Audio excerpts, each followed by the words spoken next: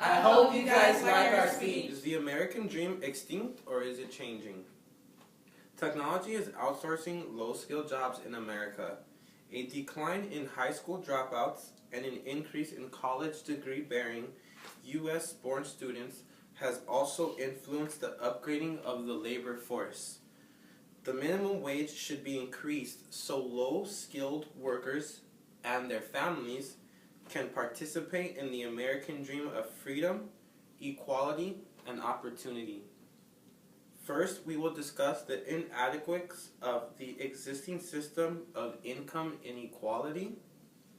Then, we will address how structural inherency is widening the gap between the have and the have-nots. Lastly, we will provide alternative policy that can potentially remedy the ill of income inequality. A significant number of people currently live below the poverty line. This indicates a low standard of living. Thus, the lack of resources diminishes the opportunity for advancement in American society for many first-generation families. The Times editorial board on September 13, 2013, provided in their article, most minimum wage workers don't have the luxury of full-time positions. The combination of minimum wage workers and limited hours translates into dismally low poverty level earnings. Sadly, such jobs are increasingly being filled by workers whom a third of them are parents. Lauren Shin from Forbes magazine reports on a mother who works at McDonald's.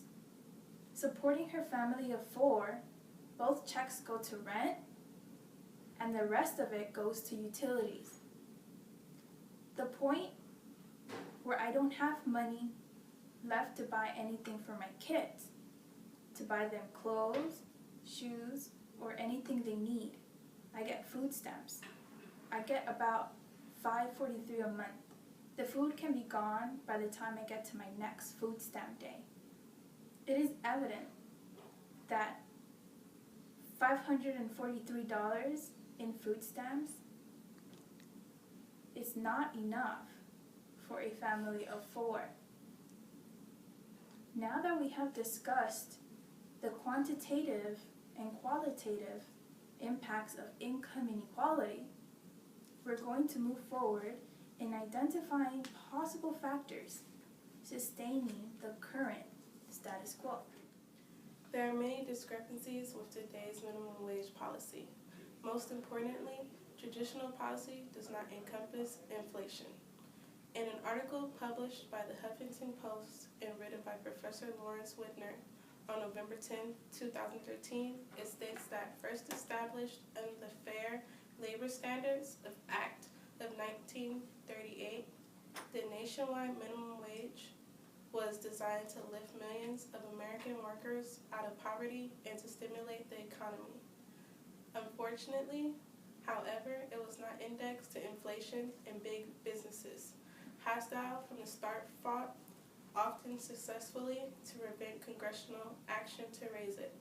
Further, on March 5, 2014, Rachel West and Michael Rich from the Center of American Progress assert such a low minimum wage means that many full-time workers live in poverty. They must rely on public assistance programs such as the Supplemental Nutrition Assistance Program or food stamps to keep their families from going hungry each month. These families have to live off the government because their earned incomes does not exceed beyond paying their bare necessities like housing and utilities. Having illustrated evidence of quantitative and qualitative impacts of income inequality and also speculated on the inadequacies of society's current established minimum wage, we will now advocate for the adoption of new policy. Increasing the minimum wage will benefit millions of families living below the poverty line. Promote consumer spending.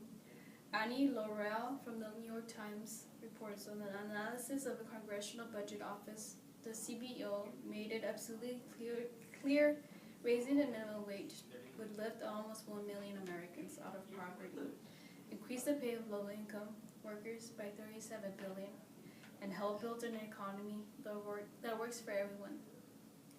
Other countries have pursued that an increase in wages. For example, Catherine Bosley on May 18, 2014, from Bloomberg News wrote, with income inequality growing among developed economies, minimum wages are on the table in other countries as well. In the UK, Prime Minister David Cameron has increased it to £6.5, $10.9 per year. In Germany, Chancellor Angela Merkel's cabinet backed a national minimum of €850. Big businesses have forever prevented congressional action in raising the minimum wage. However, an increase in minimum wage would restore and stimulate our economy. First, we spoke about the quantitative and qualitative impacts of income equality. Second, we identified the culprit behind the existing disparity in our economic system.